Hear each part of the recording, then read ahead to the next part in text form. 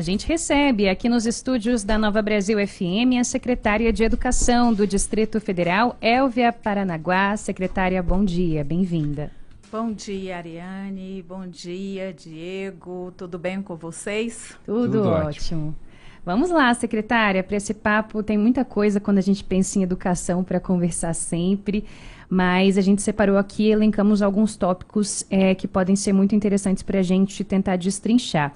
Primeiro, vamos falar um pouco das creches, né? A gente volta e meia, e esse é um problema histórico, não é de fato de agora, noticia as pessoas buscando vagas nas creches públicas daqui do Distrito Federal.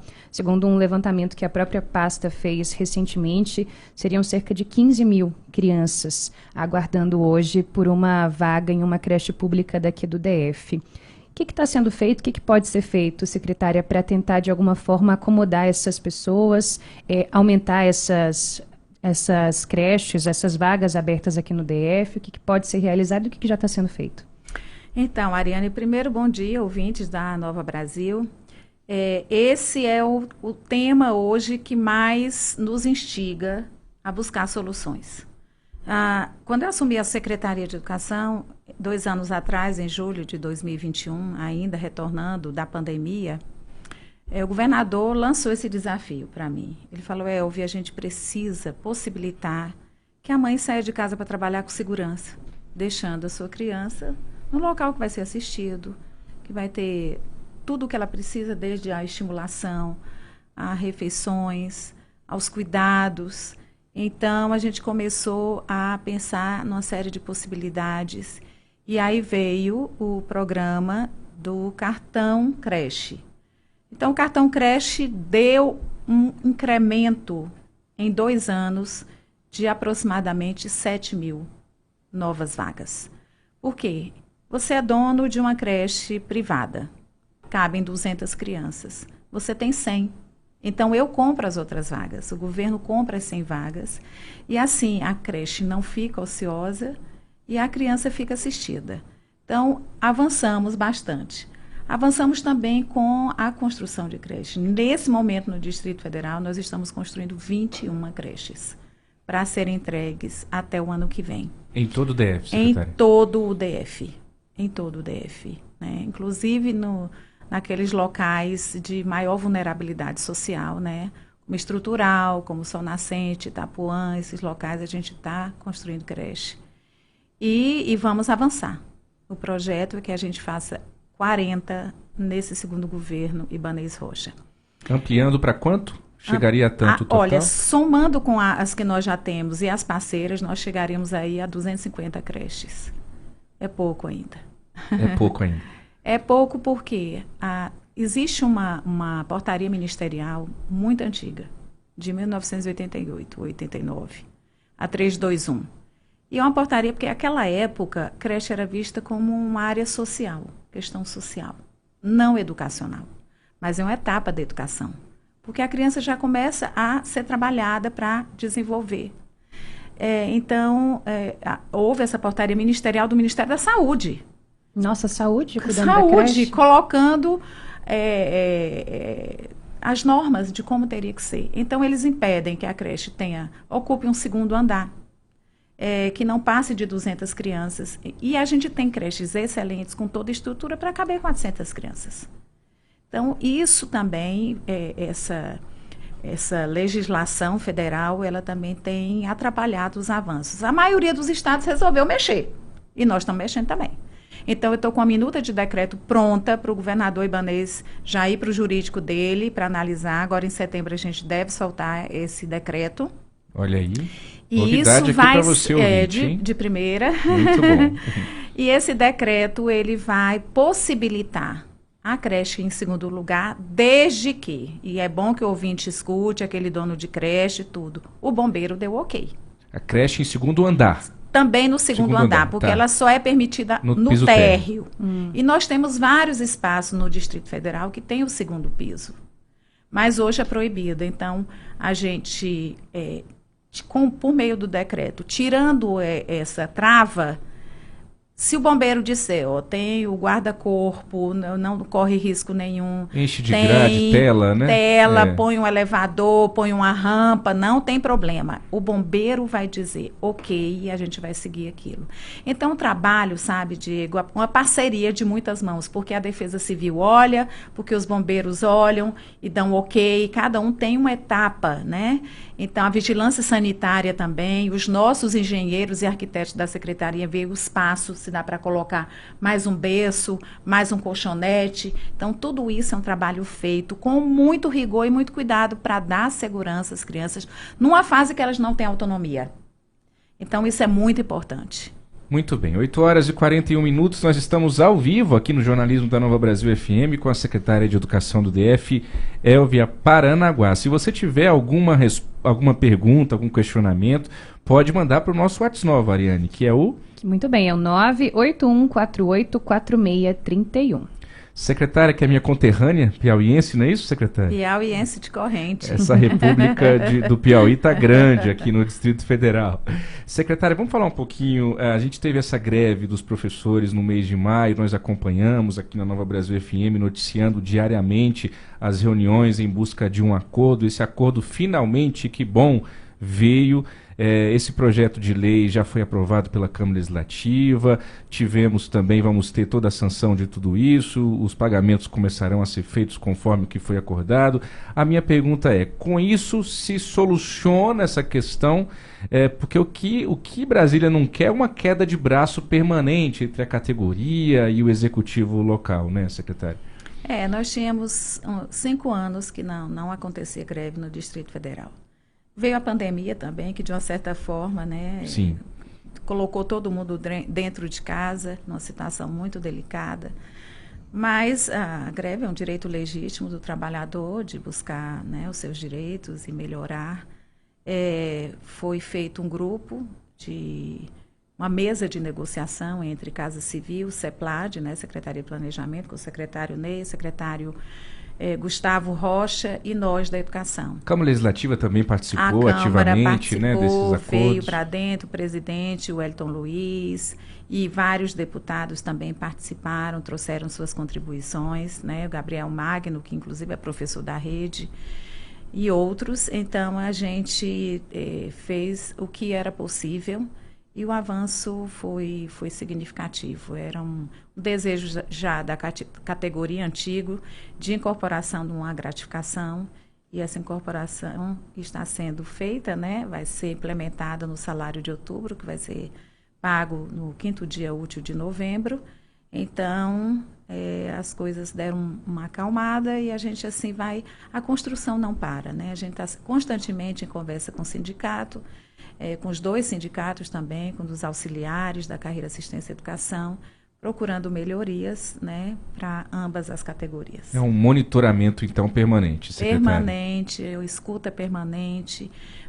Pelo menos a cada 15 dias a gente tem uma rodada de conversa para ver o que mais, né, no plano de cargos e salários que tem lastro no governo. A gente deu uma segurada por conta dessa questão da possibilidade que surgiu de que o Fundo Constitucional ficasse congelado dentro do arcabouço fiscal, mas graças ao empenho de todos os parlamentares e de outros líderes políticos, como Paulo Otávio, né, e H.C. Maia, que é o secretário que faz esse trabalho, né, da secretaria que mantém essa relação institucional, a gente está muito otimista de que o fundo vai ficar fora, né? Tanto o Fundeb quanto o Fundo Constitucional do arcabouço, e assim a gente pode crescer e melhorar, chamando novos professores. A gente está aguardando isso também para convocar os concursados, que a gente está doido para dar posse a eles. Vamos falar disso, né, Ariane? Era isso que a gente ia perguntar. Uma das demandas principais da categoria, para além do reajuste salarial, era justamente a convocação dos aprovados no último concurso da Secretaria. Quantas pessoas faltam ser convocadas? Tem novos concursos em vista para a Secretaria? Olha, na LOA esse ano está previsto, acho que 660 professores, nós chamarmos, né, o que está previsto no orçamento. Mas, se o Fundo Constitucional realmente ficar fora do arcabouço fiscal, para 2024, a gente tem condição de chamar o banco inteiro, né? Porque existe a necessidade, né? À medida que os aposentados vão chegando o dia de ir para casa, né? Trabalho cumprido, missão cumprida, nós temos que chamar novos concursados. Então, e também já estamos com o concurso em andamento para contrato temporário, que é o concurso simplificado, né? Que é para contratação temporária, já para contratá-los em janeiro, início do ano letivo, fevereiro, janeiro a gente faz a convocação. E também, chamando esse, já tem que abrir de imediato um novo concurso, porque as necessidades na rede não param, né? Então, os concurseiros de plantão podem começar a estudar, porque logo, logo vai vir um novo concurso. Olha aí, hein? Anúncio para você aqui também da Nova Brasil FM. Nós estamos conversando ao vivo com a secretária de Educação, Évia Paranaguá, secretária de Educação aqui do Distrito Federal. Sobre o projeto do arcabouço fiscal, a gente lembra a você que há uma expectativa de votação final amanhã, terça-feira, na Câmara dos Deputados. Essa, pelo menos, foi a promessa que o presidente da Câmara, Arthur Lira, fez no finalzinho da semana passada. A gente está acompanhando aí todo esse desenrolar também lá no Congresso Nacional, que muito interessa a nós do Distrito Federal, em razão, sobretudo, dessa questão que envolve o Fundo Constitucional, que é aquele dinheiro da União que é usado historicamente pelo governo do Distrito Federal para custeios em áreas de saúde, segurança e, claro, também educação. Secretária, segurança nas escolas é o nosso tema agora. A gente teve recentemente todo aquele clima de terror que se instalou, não foi somente no DF, foi em todo o Brasil, pais com medo de levar as crianças para a escola. Ainda bem, nós parece que passamos daquele susto todo, depois daqueles casos que nós tivemos de ataques aí em outras unidades da federação, mas como que a senhora e a Secretaria de Educação do DF têm acompanhado e monitorado toda essa questão e o que está sendo feito para tornar as escolas um ambiente cada vez mais seguro sem perder o caráter lúdico? Então, são dois tipos de violência, né? A violência interna, que é no ambiente escolar, os meninos quando voltaram da pandemia, eu acho que aquela clausura, aquele momento de fechados dentro de casa, sem interagir com outras crianças, outros jovens, eles voltaram muito violentos. E 2022 foi um ano muito difícil com essa violência interna, né? As brigas de grupos, enfim. Bullying mais exagerado, é isso? Acho que um extravasar de um momento que eles ficaram muito contidos, né? Mas nós entramos de imediato com uma série de medidas, inclusive com um belíssimo programa de cultura de paz, né?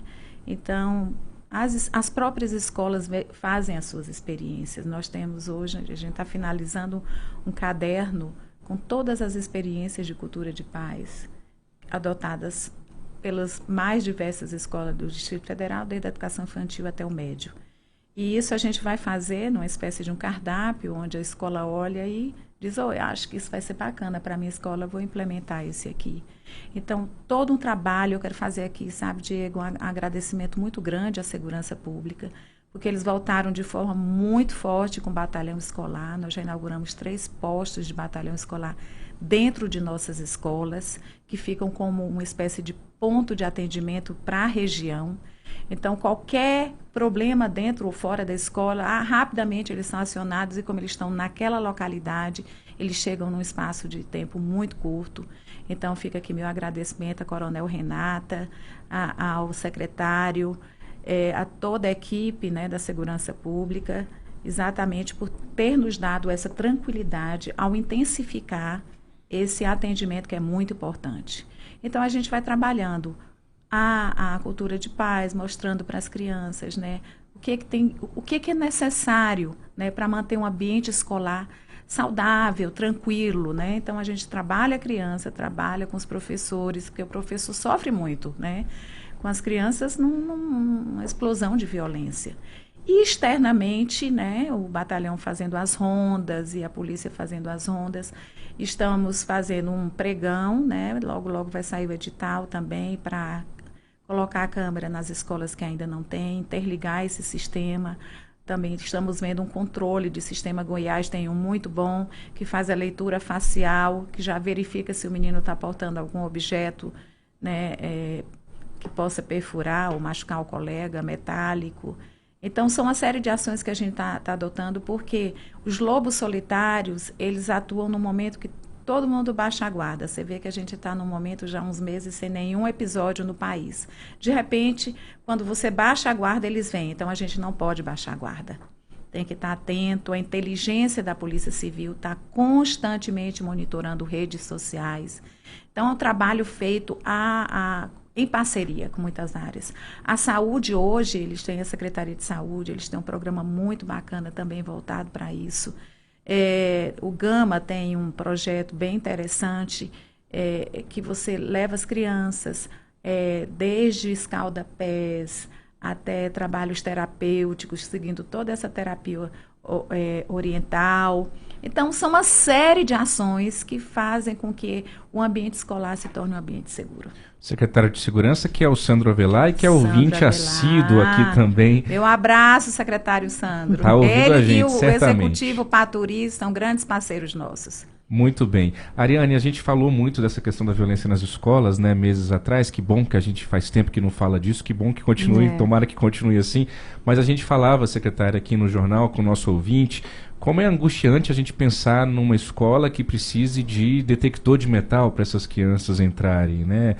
Não combina com o ambiente escolar, apesar de todo o esforço que a gente tem que fazer para garantir esse lugar seguro da escola. É um grande desafio. Eu relutei muito para isso, sabe? Mas nós não temos, por exemplo, uma segurança armada nas escolas, que eu acho que ainda ia trazer mais rigidez, sabe, a um ambiente escolar. Então, o que nós temos hoje é a vigilância patrimonial, né? Então, são os vigilantes que estão ali muito mais para cuidar do patrimônio. Óbvio que eles ajudam, ficam de olho nas crianças e tal, mas a gente não tem essa segurança, né? E temos escolas no Distrito Federal, principalmente se você olhar as escolas do Plano Piloto, muros baixos, né? Alambrados que são fáceis de serem, de subirem neles, né? Do bandido invadir um espaço assim. Então, a gente precisa tomar alguns cuidados. Também a gente não quer aquelas escolas de muro alto, porque a escola sempre esteve relacionada a um ambiente lúdico, um ambiente de tranquilidade, de serenidade, de ensino, de trocas, de experiência. Então, é difícil, mas a gente tem que partir para algumas medidas, até porque já é lei federal, né? Já virou lei.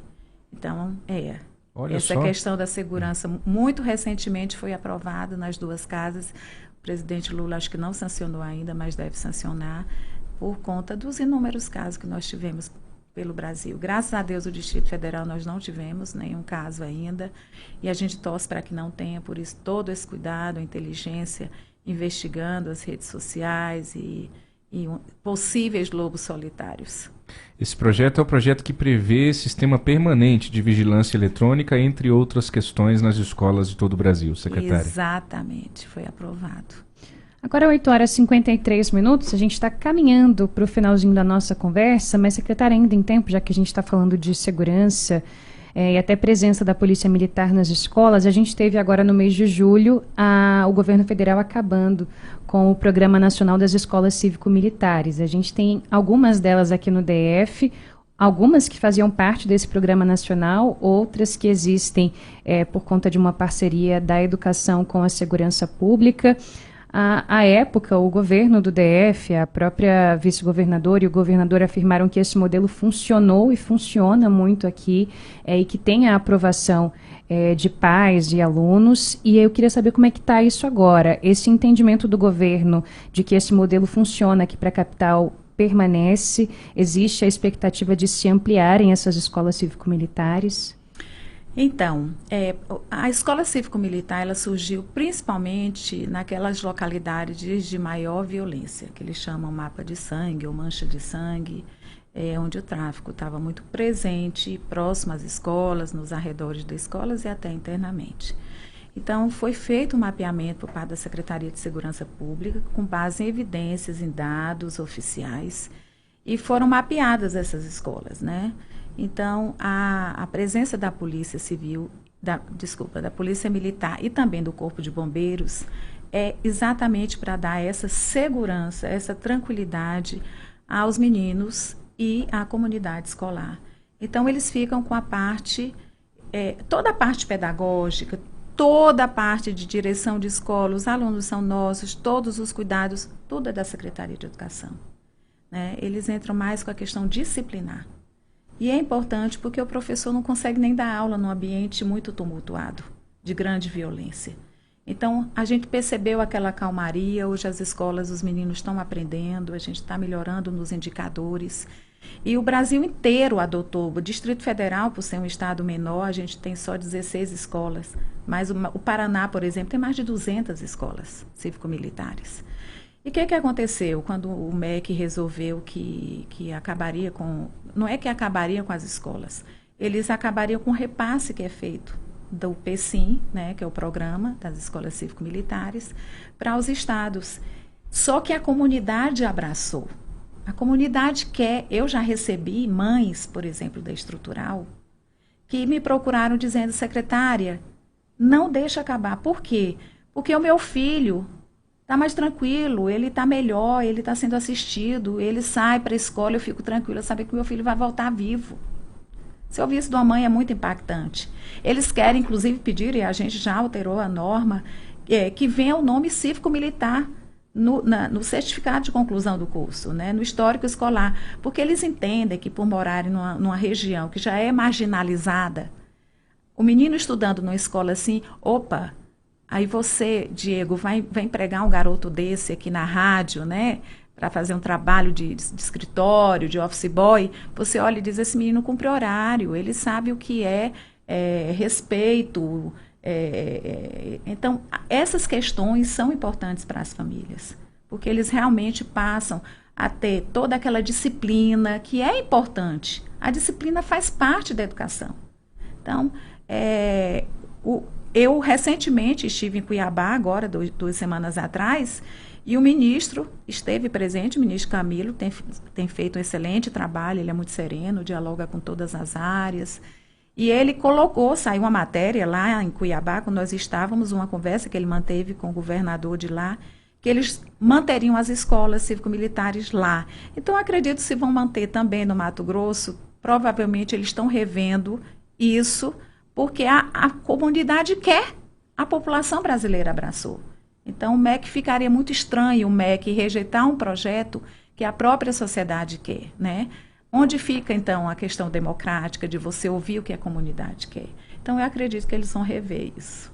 8h58. Secretária, vamos terminar a nossa conversa aqui agradável na Nova Brasil FM com uma prestação de serviço. Tem o concurso de merendeiras, cujas inscrições foram prorrogadas essa semana, né? Até o dia 25, correto? Isso mesmo. Então, é sabor de escola. É uma paixão. Esse projeto é uma paixão muito lindinho minha, esse projeto. Porque ele traz novas receitas, ele movimenta as merendeiras. Elas só podem utilizar, Bruno, o que é servido na merenda. Nenhum ingrediente fora do que é servido na merenda. E elas fazem coisas sensacionais. É pizza de arroz, é tilápia com molho de frutas vermelhas, porque a gente tem o morango na escola, né? Então, de maracujá, saem pratos assim, gente, de chefe de restaurante 5 estrelas, quase que Michelin, guia Michelin.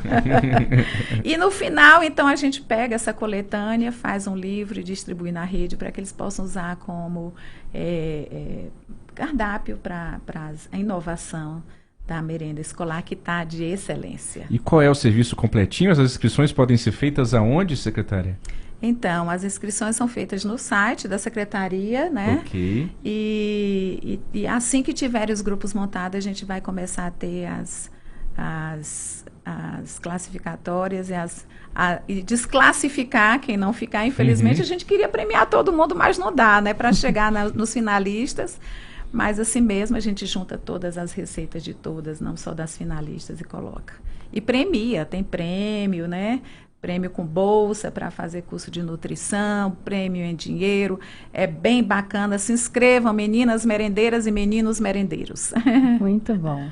8h59. A gente está chegando ao fim do nosso jornal, ao fim do nosso papo aqui com a secretária de Educação do DF, Elvia Paranaguá. Secretária, obrigada pela entrevista, obrigada por hoje, uma boa semana. Eu que agradeço a você, Bruno, a Ariane, e aos ouvintes da Nova Brasil FM. Muito obrigada. Obrigado, secretária.